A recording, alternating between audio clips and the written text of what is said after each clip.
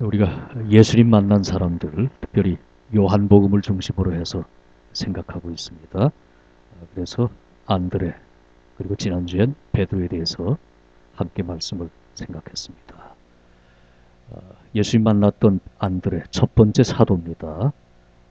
그는 과거를 떠나서 예수님 우선순위의 삶을 시작합니다. 그래서 예수님과 관계를 중시하고 또한 이웃들에게 복음을 전하는 그런 삶을 우리에게 보여주었습니다. 지난주 생각했던 시몬 베드로, 예수님을 만나자 너를 장차 개바라고 부르겠다. 그런데 이런 주님의 말씀과 약속이 있었지만 이 시몬이 베드로 반석 같은 믿음으로 초대교회 지도자가 되기까지는 긴 세월과 훈련의 과정이 필요했습니다. 우리도 마찬가지로 매일매일 자라가는 그런 삶이 되어야 할 것입니다. 오늘은 세 번째 빌립입니다. 요한복음 1장 43절부터 45절까지입니다. 같이 읽겠습니다. 이튿날 예수께서 갈릴리로 나가려 하시다가 빌립을 만나 이르시되 나를 따르라 하시니 빌립은 안드레와 베드로와 한 동네 벳세다 사람이라. 빌립이 나다나엘을 찾아 이르되 모세가 율법에 기록하였고 여러 선지자가 기록한 그 일을 우리가 만났으니 요셉의 아들 나사렛 예수니라. 호주 시드니에 가보셨어요? 호주는 한 10만 명 이상이 산다고 그러죠. 한국 사람들이. 그래서 시드니에 가면 코리아 타운이라는 편말이 붙어 있고 한인들의 상권이 밀집되어 있는 그런 지역이 있습니다. 그런데 요즘 호주 신문만 아니고 한국 일간지에도 이런 내용이 계속 올라오고 있죠. 한국 여학생이 호주서 남자 3인조에게 무차별 폭행을 당했다. 사실 하루 이틀 한두 번 있는 일이 아닙니다. 자주 있는 일이에요. 호주 한인들 물폭탄 봉변을 당하고 있다. 여러 지역에서 아시안들, 한국 사람이 지나가면 호주 백인들이 또는 원주민들이 물폭탄을 집어던지고 또 폭행을 가하고 물건을 빼앗고 이런 일들이 비일비재합니다. 그래서 여러 일간지가 호주의 한인들이 떨고 있다. 이런 주제로 한국의 조선일보나 동아일보나 또 한국일보나 이런 그 연재물이 비슷한 것들이 계속 요즘 뜨고 있죠. 일상화된 인종폭력, 피해 한국인들 생생 증언해서 그 안에 있었던 일들이 계속 올라오고 있습니다. 참 우리도 이민자로 이렇게 이웃한 뉴질랜드에 살고 있고 이만하진 않아도 여기도 비슷한 일들이 끊임없이 일어납니다. 전 미국이나 캐나다, 또 영국에 오랫동안 살았습니다만은 어디 가나 마찬가지입니다. 또 입장을 바꿔놓고 요즘에 그 동남아시아의 가난한 나라에서 또 아프리카에서 한국에 소위 코리안 드림이 있습니다. 한국 가서 부자가 되자, 잘 살아보자. 많이 들어갑니다. 점점점 퍼센테이지가 높아가요. 그런데 한국에 들어가 있는 이민자들이 이런 비슷한 일들을 한국 사람들에 의해서 당하고 있습니다. 그런 걸 어떻게 보면 소위 이런 일들을 레이시즘이라고 그러잖아요. 인종차별이다. 또 다른 말로 하면 hate crime, 미움이 동반된 범죄입니다. 인간을 미워해서 색깔이 다르다고 또는 배경이 다르다고 미워해서 이렇게 함부로 폭행하고 욕하고 무시하고 모욕을 주는 것, 이거 다 범죄 행위, 잘못된 일입니다. 근데 깊이 들어가 보면 이것은 백인이라고 하는 것도 아니고 또는 흑인들이 하는 것도 아니고 코리안이나 저페니스나 웨스턴 피플이나 어느 누구를 막론하고 인간이 다 죄가 많아서 이런 일들이 나타납니다. 그런 거로 주님이 오셔야만 했고 또 우리에게 성탄의 기쁨을 안겨주시면서 계속 하나님의 나라가 확장되기를 우리 주님은 기대하고 있는 겁니다. 어느 고고학자가 어느 숍을 방문을 했습니다. 그랬더니 아주 예쁜 고양이가 음식을 먹고 있습니다. 예뻐요. 그래서 눈길이 가서 가만히 봤는데 보니까 먹고 있는 그 접시, 이 사람은 고고학자입니다. 그러니까 딱 보니까 이건 특별한 그릇이에요. 거기에 지금 고양이 밥이 담겨 있는데 이거는 골동품입니다. 값을 매기기 어려울 만큼 아주 오래된 골동품입니다. 그런데 그 주인이 그걸 모르고 그거를 고양이 밥그릇으로 쓰고 있는 겁니다. 잠깐 생각했어요. 어떻게 할까? 그러다가 꾀를 내서 그 주인 아저씨한테 이 고양이를 나한테 좀 파십시오. 우리 집에 가끔 그 쥐들이 나오는데 이 고양이가 딱 필요하다고. 혹시 필요하지 않으면 나한테 팔면 좋겠다고 그랬더니 아예 안 판다고. 보통 뭐 이렇게 고양이가 비싸지 않잖아요. 그러니까 뭐 한 $50 주겠다 했더니 안 판다고. $100 주겠다. 그랬더니 한참 고민하는 척 하더니 그러면 가져가라고. 그러면서 고양이를 가져가려고 하면서 이 밥그릇도 같이 가지고 가겠다고. 사실 이 고고학자의 마음엔 밥그릇이 포인트입니다. 그게 목표예요. 그랬더니 그 가게 주인이 뭐 갑자기 안색이 변하면서 그건 안 된다는 겁니다. 고양이만 가져가라고. 아니 이 뭐 이렇게 때 묻고 고양이 밥 담겨 있는 건데 이왕에 고양이 팔 것 같이 가져갑시다. 내 $100 주지 않았어. 그랬더니 그 가게 주인이 하는 말이 그 그릇이 복덩입니다. 지난 한 달 동안 고양이 사겠다고 온 사람이 30명이 넘었습니다. 그러니까 고양이 가져가시고 이 그릇은 안 팝니다. 간혹 보면 고양이는 별것 아니었어요. 그런데 $100 또는 그것을 살려고 생각했던 많은 사람들은 고양이 옆에 있는 부가가치, 그 그릇의 가치를 알았기 때문에 더 많은 돈을 주고라도 그것을 살려고 했던 거죠.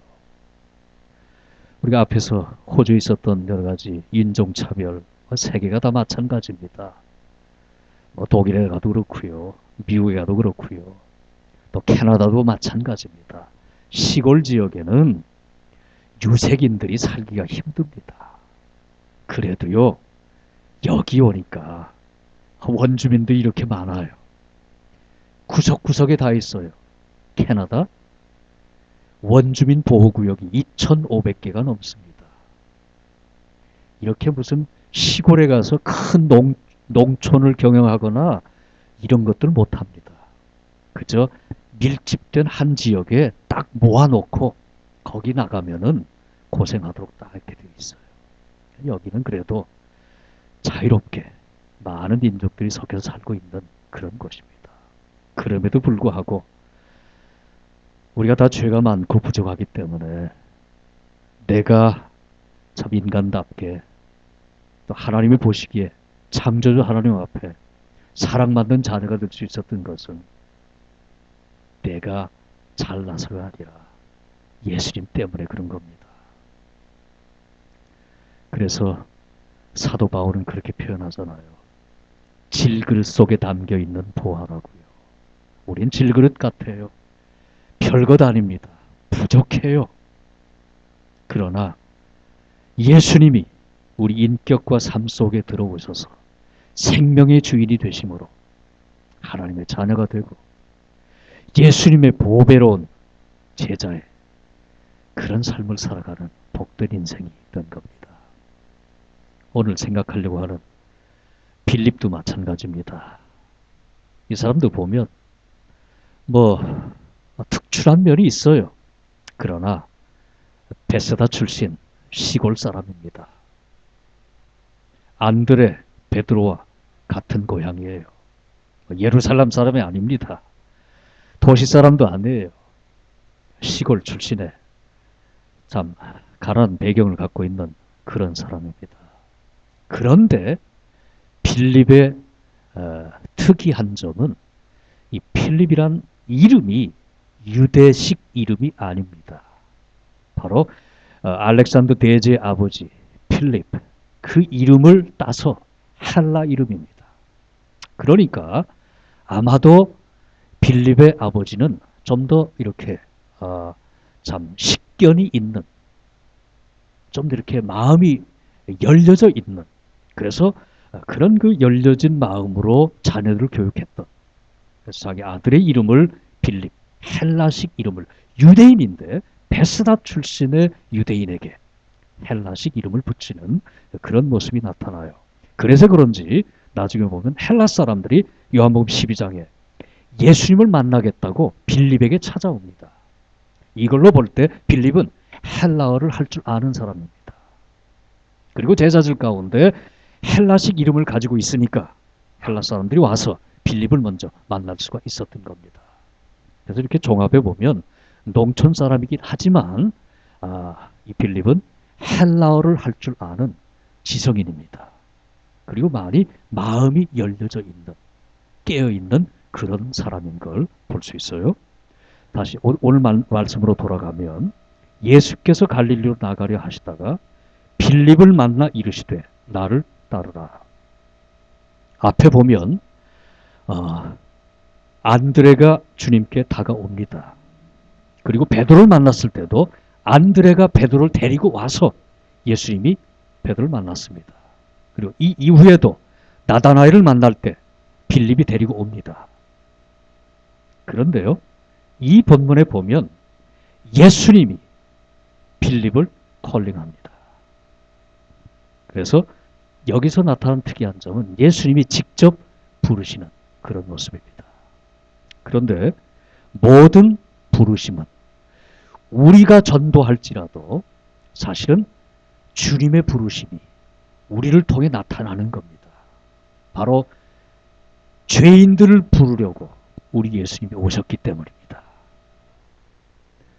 누가복음 19장 10절에 인자가 온 것은 잃어버린 자를 찾아 구원하려 함이라. 이것이 예수님이 오신 목적이고, 예수님이 떠나가신 다음 성령을 우리에게 주시고 우리를 통하여 구원의 사역, 복음 사역을 하게 하실 때 끊임없이 우리 주님께서는 우리를 통해서, 또는 사건을 통해서, 또는 여러 가지 현상들을 통해서 사람들을 부르고 계십니다. 누가복음 15장에 보면 세 가지 비유가 나오죠. 기억나십니까? 첫 번째는 뭐예요? 잃은 양의 비유가 나옵니다. 네, 목자가 100마리의 양이 있었습니다. 근데 그 중에 한 마리를 잃어버립니다. 그래서 들에서 잃어버려요. 세상에서, 밖에서. 세상에 잃어버린 바 된 그 한 사람을 보여주고 있는 겁니다. 그 잃어버린 양을 찾으려고 목자가 밤을 새웁니다. 들을 건넙니다. 산을 헤맵니다. 그리고 찾았을 때 기뻐 즐거하며 잔치를 벌입니다. 이렇게 우리 주님께서는 한 마리 잃은 양을 소중하게 생각하며 지금도 찾고 계시고, 그 찾는 일을 우리를 통하여 계속 해나가기를 원하고 계십니다. 잃은 은전 찾은 여인의 비유가 또 나옵니다. 드라크마 10개를 가지고 있었는데 그 여인이 하나를 잃어버립니다. 이건 집 안에서 잃어버린 겁니다. 그런 거로 성서학자들은 이건 교회 안에서 찾는 것을 의미한다라고 해석을 해봅니다. 그래서 교회 안에도 많은 사람들이 모여서 예배하고 찬양하고 기도하지만 이 안에도 아직 주님을 온전히 인격적으로 만나지 못한, 진리 안에 서서 생명을 찾지 못한 이들이 있을 수 있단 말입니다. 그래서 우리는 밖에서만 찾는 것이 아니라 교회 안에서 찾는 일이 필요하고요. 세 번째 가면 잃은 아들 되찾은 아버지 비유가 나옵니다. 여기는 막내 아들 탕자가 집을 떠납니다. 그럼 나중에 허랑방탕하여 모든 것 버리고 참 이렇게 타락한 다음에 깨닫고 다시 돌아옵니다. 그리고 큰 아들은 집에 있었습니다. 이 본문을 자세히 보면 이 비유 속엔 잃어버려진 두 아들의 비유입니다. 한 아들은 밖으로 나갔어요. 세상에 나가 타락해서 하나님을 멀리 떠납니다. 그런데 큰 아들은 집 안에 있었어요. 어떤 면에서 교회 안에 있었어요. 그러나 그는 완전히 바리새인입니다. 은혜도 없고 사랑도 없고 용서도 없습니다. 자기만 옳다고 생각합니다. 집 나갔다 돌아왔던 동생을 맞이하지 않습니다. 여전히 미워합니다. 그래서 깊이 들여다보면 이 안에 안팎으로 잃어버린 두 아들의 비유가 나옵니다. 여전히 아버지는 그 아들들을 찾고 계십니다. 그래서 성경의 창세기에서 요한계시록까지 끊임없이 나와 있는 가장 중요한 메시지는 사랑의 하나님께서 인간을 찾으시는 겁니다. 그리고 예수님이 오신 것도 잃은 자를 찾아 구원하려고 오신 겁니다. 존 오트버그라고 캘리포니아의 큰 교회를 목회하고 있는 목사입니다. 최근에 쓴 그 베스트셀러입니다. 생각보다 가까이 계시는 하나님. 한글로도 번역이 된 그런 책인데 여기 보면 오트버그가 이런 표현을 씁니다. 저는 전적으로 공감합니다. 같이 읽겠습니다. 성경의 이야기는 하나님과 함께 하고자 한 사람들에 대한 것이 아니라 사람과 함께 하길 원하는 하나님에 대한 것이다. 성경의 이야기는 하나님 사랑 이야기입니다. 하나님이 얼마나 죄 지은 인간들을 사랑하시는가. 그래서 우리를 찾아오시는, 우리에게 다가오시는, 심지어 하늘 보좌 버리시고 인간이 되어서 죽기까지 사랑하시면서 우리에게 끊임없이 다가오시는 하나님의 사랑, 그 이야기가 담겨 있는 겁니다. 그리고 두 번째로 보면 빌립이 나다나엘을 찾아 이르되 모세가 율법에 기록했고 여러 선지자가 기록한 그 일을 우리가 만났으니 요셉의 아들 나사렛 예수다. 예수님이 빌립을 불렀습니다. 나를 따르라. 나와 교제하자. 대화하자. 만났습니다. 두 사람이 얼마나 시간을 함께 했는지 모르지만 그 과정을 통해서 빌립이 확신합니다.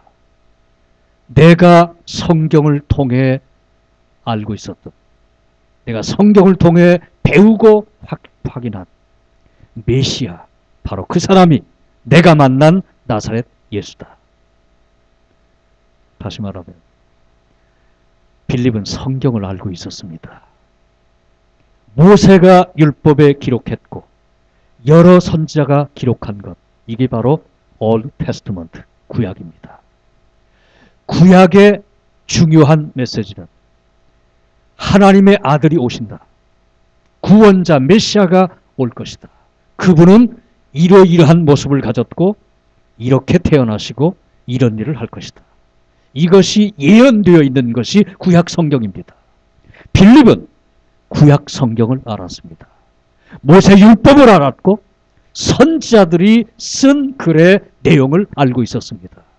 그래서 예수님을 인격적으로 만나 교제하며 대화할 때 내가 갖고 있었던 구약이 가르쳐주고 있는 메시아관, 여러 가지 성경적인 지식들을 가지고 확인한 겁니다. 그런 다음에 친구를 만나서 내가 메시아를 만났다. 모세가 얘기한, 모든 선지자들이 얘기한 구약에 예언된 모든 말씀이 바로 이 나사렛 예수, 이분을 통해서 이루어지고 있다.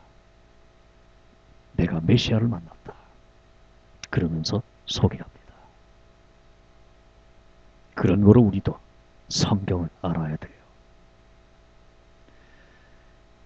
왜 우리가 성경을 읽고 배우며 공부해야 하는가? 세 가지 이유가 있습니다. 첫째, 생명의 길이 성경에 담겨 있어요. 요한복음 20장 31절 같이 읽겠습니다. 오직 이것을 기록함은 너희로 예수께서 하나님의 아들 그리스도이심을 믿게 하려 하며 또 너희로 믿고 그 이름을 힘입어 생명을 얻게 하려 함이니라. 왜 성경이 기록되었는가? 예수 그리스도가 약속된 하나님의 아들 메시아다. 예수님을 믿음으로 구원을 얻고 하나님의 자녀가 되고 생명을 얻는다. 바로 성경이 우리에게 생명의 길, 구원의 길을 가르쳐줍니다. 그런 거로 성경 말씀을 통하지 않고는 예수님께 나아갈 수가 없는 거예요. 두 번째, 온전한 크리스찬 라이프는 말씀을 통해서만 이루어집니다. 디모데후서 3장 16절 17절 읽겠습니다. 모든 성경은 하나님의 감동으로 된 것으로 교훈과 책망과 바르게 함과 의로 교육하기에 유익하니 이는 하나님의 사람으로 온전하게 하며 모든 선한 일을 행할 능력을 갖추게 하려 함이라. 네. 성경이 그렇게 합니다. 교훈과 책망과 바르게 함과 의로 교육하기에 유익하고 충분합니다. 그래서 성경 공부와 성경의 말씀을 배움으로 우리는 온전한 하나님의 사람이 되고 선한 일을 행할 수 있는, 선한 일의 궁극적인 내용은 사랑입니다. 하나님 사랑하고 이웃 사랑하고 선한 능력을 행할 수 있는 그러한 힘과 지혜를 갖추게 돼요. 온전한 크리스찬 라이프는 성경 말씀을 통하지 않고는 이루어 갈 수가 없어요. 구원의 길이고 또한 구원받은 영혼이 자라가기 위해서 계속해서 말씀을 먹어야 합니다. 그 세 번째는 성경이 우리에게 행복한 삶, 최고의 축복을 우리에게 가져다 줍니다. 시편 1편 1절 2절 같이 읽겠습니다. 복 있는 사람은 악인들의 길을 따르지 아니하며 죄인들의 길에 서지 아니하며 오만한 자들의 자리에 앉지 아니하고 오직 여호와의 율법을 즐거워하여 그의 율법을 주하러 묵상하는도다. 그는 시냇가에 심은 나무가 철을 따라 열매를 맺으며 그 잎사귀가 마르지 아니함 같으니 그가 하는 모든 일이 다 형통하리로다. 누가 축복된 인생을 산다고요? 여기 보시면은 오직 여호와의 율법을 즐거워하여 그의 율법, 하나님의 말씀을 주야로 묵상하는 자.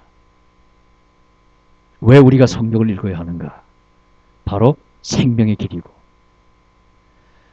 여기에 영적 자람, 성숙의 길이 있고 그래서 온전한 크리스찬 라이프를 이룰 수 있게 하고 또한 진정한 이 나그네 인생길에서의 행복과 축복된 삶이 성경 말씀을 통해 우리에게 주어지기 때문에 성경을 끊임없이 가까이 하고 영의 양식으로 먹어야 합니다.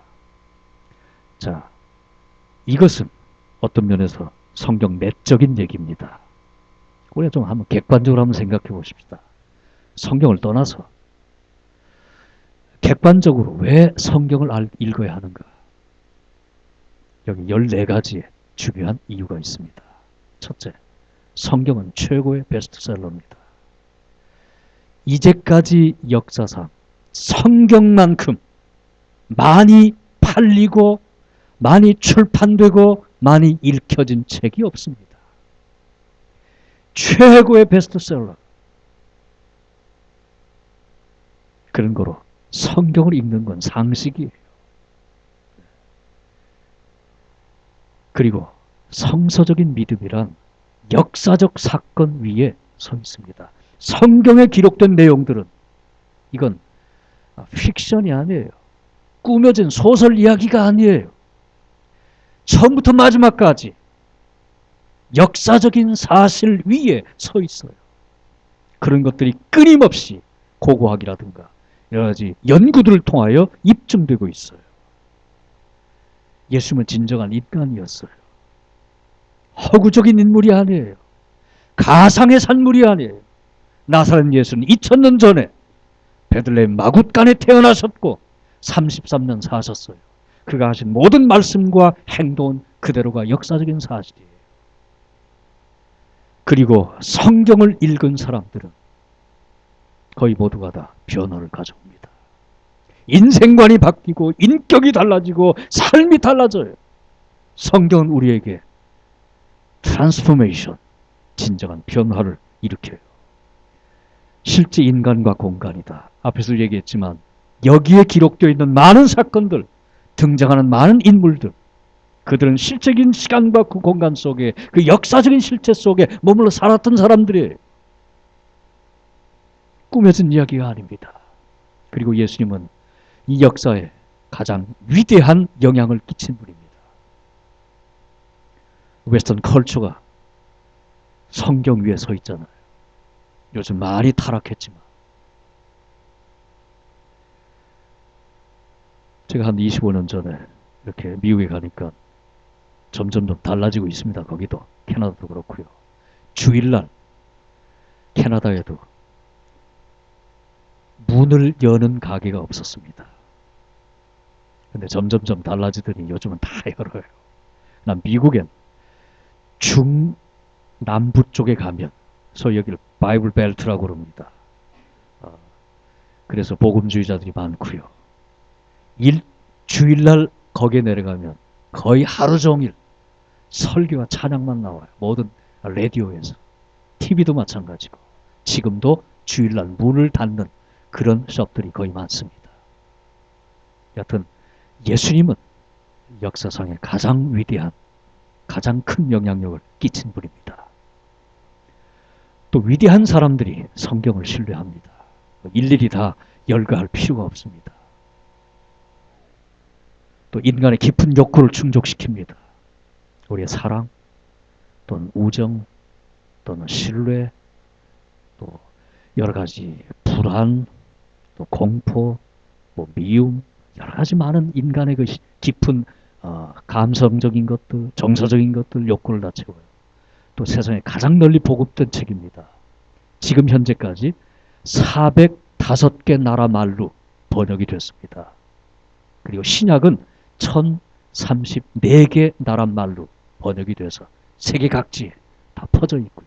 지금도 끊임없이 성경 번역 사업을 전개하고 있어요. 가장 흥미로운 사건들이 성경이 많이 나옵니다. 또 상식적이에요. 성경 읽으면 그 안에 상식이 있고 지혜가 있습니다. 믿음 때문에 순교한 다수의 사람들이 있습니다. 성경을 믿고 성경의 가르침대로 살다가 성경 말씀 때문에 죽은 이들이 부지기 있어요. 무선 박해에도 성경은 살아남았어요. 성경을 없애려고 역사에 보면 얼마나 많은 박해들이 있었는지 몰라요. 아직도 성경은 계속 보급되고 있고 확산되고 있습니다. 그리고 역사적으로 신뢰할 수 있는 그런 책입니다. 객관적으로 성경을 떠나서도 이렇게 성경을 읽지 않으면 안 될 이런 많은 객관적인 요소들을 갖고 있는 겁니다. 그런 거로 특별히 크리스찬들이기 때문에 생명의 말씀인 성경을, 영의 양식을 가까이 해야 합니다.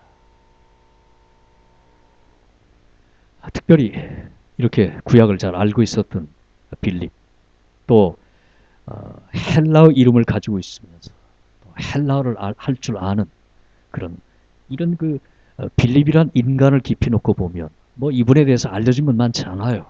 그러나 성경적인 것, 또 성경 외적인 역사를 다 모아볼 때 이 사람은 굉장히 인텔렉츄얼한 사람입니다.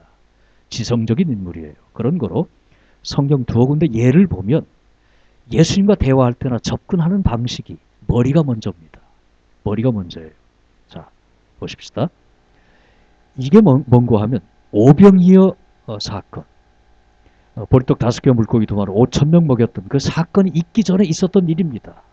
예수님이 눈을 들어 큰 무리가 자기에게 오는 것을 보시고 빌립에게 이르시되 우리가 어디서 떡을 사서 이 사람들을 먹이겠느냐 하시니 이렇게 말씀하시면 친히 어떻게 하실지를 아시고 빌립을 시험하고자 하십니다. 빌립에게 질문을 합니다. 그랬더니 빌립이 대답하기를 각 사람에게 조금씩 받게 할지라도 200데나리의 떡이 부족하리라. 계산이 빨라요. 딱 모인 사람들 수천 명 되는 거 머리에 계산하고 이 사람 머리가 먼저기 때문에 이 사람들 먹이려면 200데나리온 노동자 1년 품삯입니다. 이 정도 돈이 필요합니다. 딱 나와요. 그러니까 이 사람은 주님께 접근한 방법이나 은혜 받는 길이 가슴이나 손, 발이 아니라 머리입니다. 이렇게 접근하는 거예요. 굉장히 지성적입니다. 또 하나의 예를 들면 요한복음 14장입니다. 이 앞에 보면 내가 길이요 진리요 생명이 나로 말미암지 않고는 아버지께로 올 자가 없다. 예수님께서 귀중한 진리를 선포합니다. 네. 그러면서 너희가 나를 알았더라면 내 아버지도 알았을 것이다. 이제부터 너희가 나를 알았고 또 보았다. 그러니까 여기 보면 예수님이 성부 아버지 하나님과 동일시 하시면서 자기에 담겨있는 그 신성을 말씀하시고 교훈하는 귀한 진리를 얘기하는 겁니다. 그러자 빌립이 하는 얘기가 주여 우리에게 아버지를 보여주소서 그리하면 족하겠나이다. 지금 나를 본 자는 아버지를 봤다. 내가 길이고 진리고 생명이다. 계속 말씀을 합니다만 이 사람은 아직도 이런 신비적인 것, 또 감성적인 것은 잘 와닿지 않아요. 은혜가 안 돼요. 머리로 깨달아야 돼요. 그래서 하는 말입니다. 그러면 정말 내가 눈으로 볼 수 있도록 좀 보여주십시오. 그런 다음에 다시 얘기합시다. 이런 얘기예요. 예수님이 답답해서 하시는 말씀입니다. 같이 읽겠어요? 예수께서 이르시되 빌립아 내가 이렇게 오래 너희와 함께 있으되 네가 나를 알지 못하느냐. 나를 본 자는 아버지를 보았거늘 어찌하여 아버지를 보이라 하느냐. 이제 조금 더 제가 깊이 들어갑니다. 물론 마지막에 이제 사도 빌립이 순교를 합니다. 이런 지성적으로 접근을 해서 수년 동안 예수님을 따라다니면서 많은 교훈을 받고 진리를 목격하고 또한 기적을 여러 가지 경험함에도 불구하고 더디 늦어요. 더디 믿고 끊임없이 엉뚱한 질문하고 머리로만 계산하고 지성적으로 접근을 합니다. 그러나 나중에 확신한 다음에 이 사람이 멀리까지 가서 지금의 터키입니다. 히에라폴리스. 여기에 가서 87세에 순교를 당한 것으로 나타납니다. 그리고 그의 순교해서 이 무덤입니다. 지금도 유적지로 나타나 있는 이런 것입니다. 시간은 걸리지만 지성적인 접근하는 사람들이 끊임없이 질문이 많아요. 믿기 어려워요. 믿음을 가지기가 쉽지 않아요. 깨달아져야만 은혜가 되니까 말입니다. 그러나 빌립의 경우를 보면 그럼에도 나중엔 참 주님을 위해서 먼 곳까지 나아가 복음을 전하다가 아낌없이 자기 생명까지 막 바치는 위대한 사도로 자리매김을 합니다. 그래서 인간의 소위 spiritual sensitivity, 소위 sensibility, 영적 감수성이라는 것이 있습니다. 그러니까 모든 인간이 은혜 받는 길이 똑같지 않아요. 좀 다릅니다. 사람은 다르고 기질이 다르고 영적 감수성도 달라요. 자, 영적 감수성이 뭔고 하면 같이 읽겠습니다. 영적 감수성이란 하나님과의 경험에 대한 이해와 그것의 의미를 개인적으로 또는 교회 공동체적으로 찾아가는 신앙 행위의 경향을 말하는데 하나님에 대한 지적 이해에 있어서는 사색적인 면과 정서적인 면이 수직선의 양극단에 서며 하나님에 대한 경험의 인식에 대해서는 형상적인 면과 신비적인 면이 수평선을 양극단에 놓인다. 좀 더 쉽게 설명을 합니다. 그러니까 이렇게 수직적인 선에는 지적인 이해입니다. 내가 깨닫는 것, 깨달음이 이렇게 있고 그 다음에 수평선에는 경험하는 것을 인식하는 것. 이것이 다시 둘씩 나눠져요. 그러니까 지적 이해, 깨닫는 부분은 사색적인 사람이 있습니다. 머리가 중심으로 해서 깨달아가는 사람. 그리고 또는 이 마음이 중심이 돼서 정서적으로 마음의 느낌이나 생각이 먼저 와야 깨달음을 가지는 이런 사람들이 있습니다. 그래서 이걸 축동과 직관이라고 표현도 하고 논리와 사실이라고도 표현을 합니다. 그 다음에 수평선, 이 경험을 인식하는 게는 다시 또 두 가지로 나타나는데 이 이매진, 이게 뭔고 하면 가르쳐진, 나타난, 보여진 하나님을 추구합니다. 그리고 이쪽에 가면은 감추어진 하나님, 신비의 하나님입니다. 좀 어렵죠? 내가 다시 또 설명을 할 겁니다. 자, 그러니까 이 깨달음, 지적으로 이해하는 부분은 머리냐 가슴이냐, 가슴이 먼저냐 머리가 먼저냐, 이런 두 가지 경향으로 나타나고 그 다음에 하나님을 경험하는 부분, 이런 경험하는 부분도 내게 보여지는 성경에 기록된 나타나는 이런 실제적인 형상을 추구하는 그런 그룹이 있고 또 하나는 미스테리, 신비로운 것, 감춰진 하나님, 이런 것들 추구하는 경향이 있고 이렇게 네 가지로 나타나는데요. 이걸 좀 더 쉽게 얘기하면 머리가 중심이 되면서 보여진 나타난 하나님을 추구하는 영성을 소위 머리 영성이라고 말해요. 여기에 속한 사람들은 깨달음이 없으면, 이해되지 않으면 은혜가 안 돼요. 그리고 이 사람들은 책을 많이 읽어요. 논쟁을 잘해요. 아는 것이 많아요. 역사적으로 보면 장로교 영성이라고도 그럽니다. 그 다음에 두 번째는 가슴 영성이 heart spirituality. 여기는 깨달음이 가슴으로부터 옵니다. 느낌을 소중히 생각해요. 직관적으로. 논리적으로 설명할 수 있는 게 아니에요. 가슴 느끼면서도 나타난 하나님. 이것이 소위 웨슬리안 스피리추얼리티 또는 감리교적 영성이다 이렇게 말해요. 감리교를 시작했던 존 웨슬레가 가슴이 뜨거워지는 것을 경험합니다. 그러면서 감리교를 시작을 하고, 그래서 감리교 영성은 뜨거운 가슴입니다. 그리고 신비 영성이라고 하는 것은 소위 펜테코스탈적이에요. 이 순복음적인. 그래서 뭔가 신비로운 것들을 체험하는 것들을 소중하게 생각합니다. 머리보다는 가슴이에요. 그러면서도 감춰진, 숨겨진 하나님을 추구합니다. 그래서 기도를 많이 하고요. 그리고 여러 가지 심적인 체험을 강조하고요. 왕국 영성이란 머리를 강조하지만 동시에 숨겨진 하나님. 그래서 이 사람들은 세상 속에 뛰어들어갑니다. 온 몸으로 일을 합니다. 그래서 왕국을 건설해요. 그래서 자유주의적인 영성이라고도 말해요. 그러니까 머리를 강조하지만 그러나 정서보다는 실제로 들어가서 몸과 행동으로 일하고 하나님의 나라를, 보이지 않는 하나님의 나라를, 변화된 삶 또는 여러 가지 이 사회 이런 조직을 변화시킴으로 하나님 나라를 이루어가는 이런 모습들로 나타나요. 자, 이제 제가 질문합니다. 어떤 영성이 가장 우수하고 최고의 영성일까요? 어떻게 생각해요? 다 똑같아요. 그리고 다 부족해요. 가장 온전한 성경에 나타난 예수님의 영성은 네 가지를 다 가지는 겁니다. 참으로 성숙한 사람은, 온전한 주님의 모습으로 성장된 사람은 네 가지를 다 균형 있게 밸런스입니다. 건강이란 밸런스에 있어요. 건강한 영성, 건강한 인격이란 밸런스입니다. 차가운 머리 필요해요. 머리가 뜨거워지면 어떻게 되나요? 그럼 미친 사람이잖아요. 또 어떤 사람들은 머리도 차가운데 가슴도 차가워요.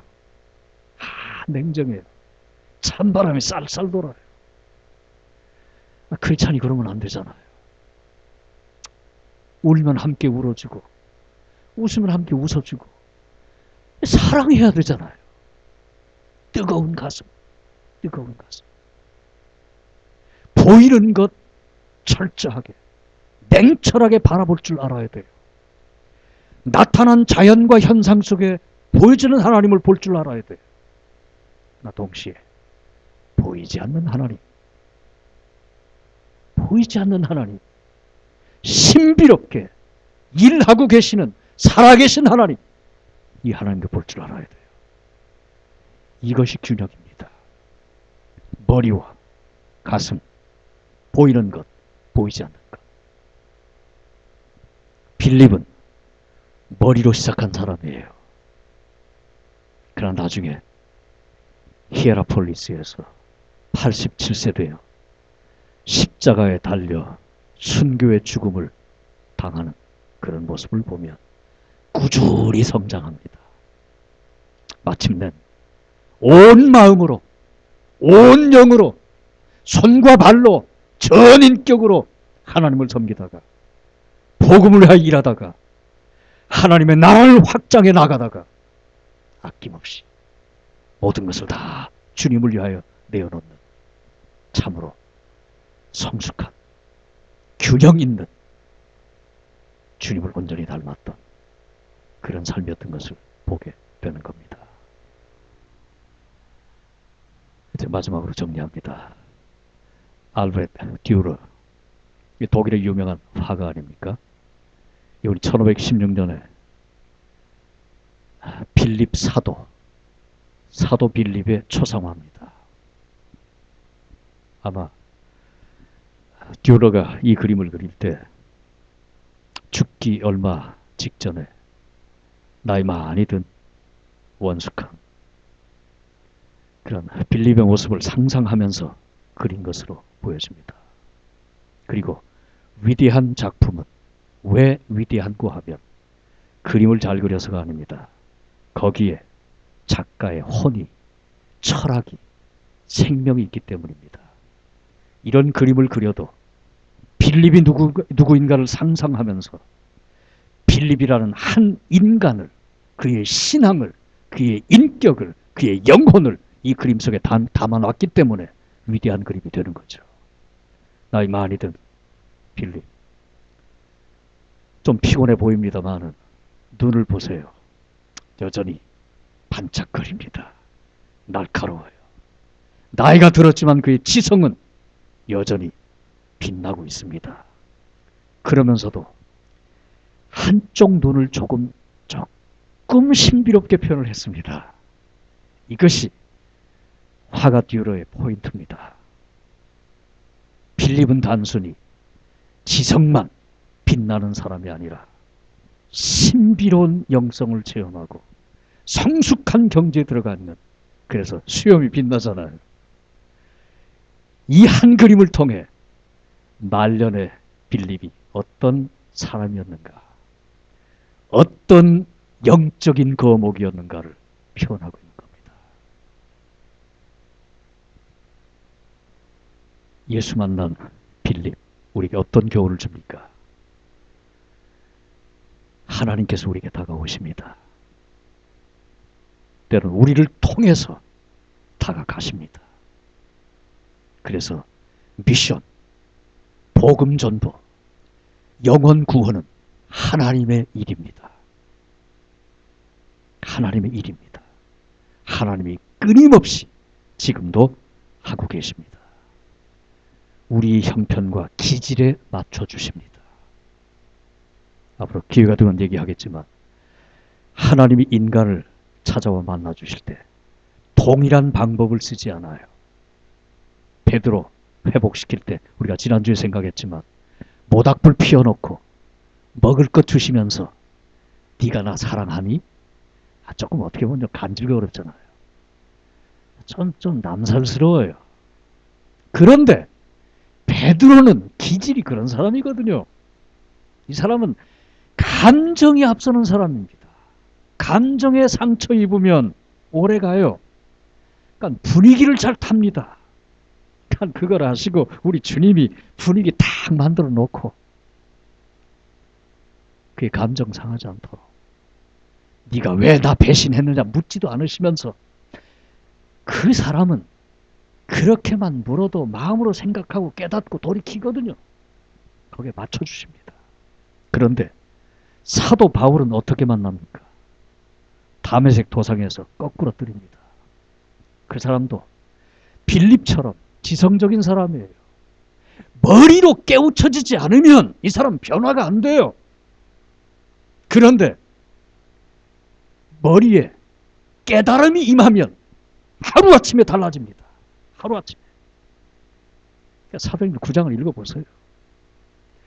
다메섹에 살고 있는 크리스찬들을 잡아가지고 죽이고 감옥에 갇히고 박해하려고 하던 사람이 주님을 만나서 음성을 듣고 사흘 후에 복음 전파하기 시작하잖아요. 머리로 깨우침만 있으면 앞뒤 재지 않아요. 세상에 무서울 것 없어요. 그렇게 나가요. 그런 사람이기 때문에 사도 바울에겐 모닥불 피워놓고 먹을 것 주면서 네가 나 사랑하냐? 이러면 안 통해요. 이 친구 한 대 맞아야 돼요. 얻어 터져야 돼. 그러면서 머리가 번개불이 튀도록 한번 뒤집어 놔야만 이 사람은 달라져요. 우리 기질과 형편과 처지에 맞춰 다가오십니다. 그래서 하나님은 은혜로우신 분이에요. 내가 주님을 만날 수 있었던 것, 이렇게 크리스찬으로 살 수 있는 것, 오늘 이 시간에 앉아있는 것, 하나님의 은혜입니다. 나를 하시고 내게 맞춰주시는, 끊임없이 나와 눈높이를 하시는 주님의 은혜가 있어서 우리가 사는 거예요. 우리에게 다가오신 주님을 항상 준비할 필요가 있습니다. 빌립이 주님 만났을 때 그는 준비가 되어 있었어요. 구약을 알고 있었어요. 대화가 됩니다. 그리고 이분이 메시아구나 깨달음을 가질 수가 있었어요. 항상 준비하세요. 준비만 되면 우리는 어디서든 언제든지 이 주님을 만날 수가 있습니다. 주님은 살아계시고 우리와 함께 하시기 때문입니다. 또한 주님 만난 자는 주님의 대리자적 인생을 살아야 합니다. 빌립이 예수님 만난 다음에 첫 번째 한 일은 친구를 만난 일입니다. 나다나엘을 만나서 복음을 전하고 예수님께 데리고 옵니다. 우리 주님이 오신 일은, 성령이 임하여서 하시는 일은 끊임없이 잃은 자를 찾는 일이에요. 그리고 우리는 그 일을 해야 합니다. 교회가 해야 할 가장 중요한 사명도 바로 미션입니다. 그래서 오늘 빌립을 통해 귀한 교훈을 받은 바, 더욱더 주님의 제자로 성장해가는 저와 여러분이 다 되어야 할 것입니다. 기도하십시다. 하나님의 은혜와 사랑 감사합니다. 주님을 멀리 떨어져 있었을 때에 우리에게 먼저 다가오셔서 생명의 진리를 보여주시고 교훈하시고 또 여러 사랑의 손길들을 통해 주님께 나아가도록 이끌어 주셨사오니 참으로 고맙고 감사합니다.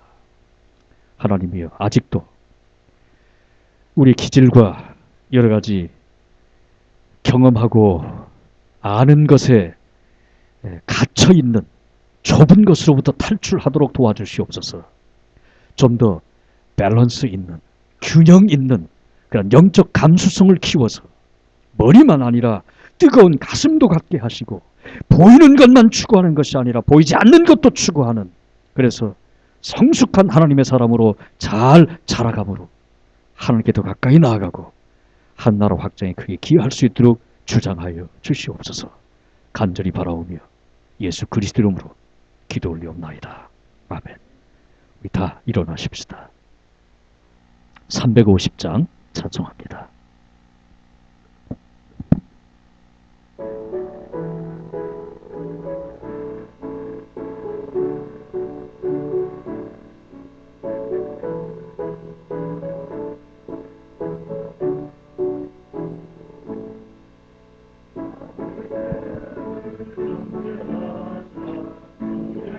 일꾼 삼으신 주의 헐본 사랑 항상 찬송합니다. 나를 일꾼 삼으신 주 크신 능력 저시하 언제든지 주 뜻대로 사용하여 주옵소서. 내게 부어주시려고 은혜 예비하신 주 그 은혜로 채워주사 능력 있게 합소서.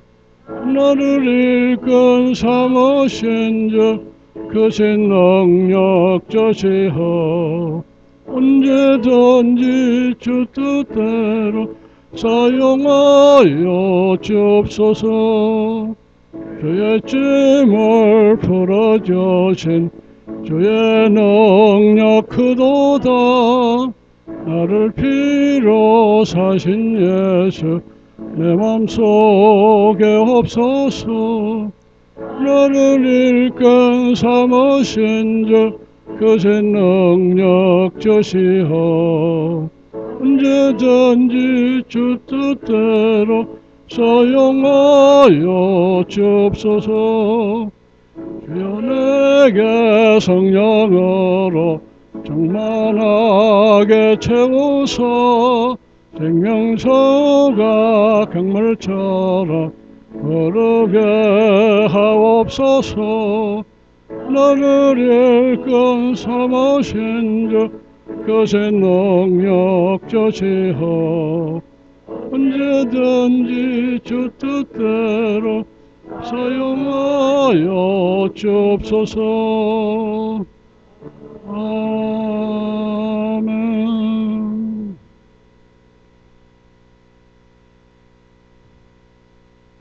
하늘에 있는 족속과 땅에 있는 족속에 그 이름 예수 이름을 주신 아버지 앞에 무릎을 꿇고 비노니 아버지 하나님 우리에게 계시의 영을 주사 하나님을 알게 하여 주시옵시고 또 우리 마음 눈을 밝히사 우리의 소망이 무엇이며 하나님의 우리 생명의 부르심이 무엇임을 알게 하시옵소서. 하나님 그리하여 하나님의 크신 능력으로 말미암아 우리가 믿음으로 말미암아 하나님의 그 크신 능력과 영광을 볼 수 있게 하여 주시옵소서.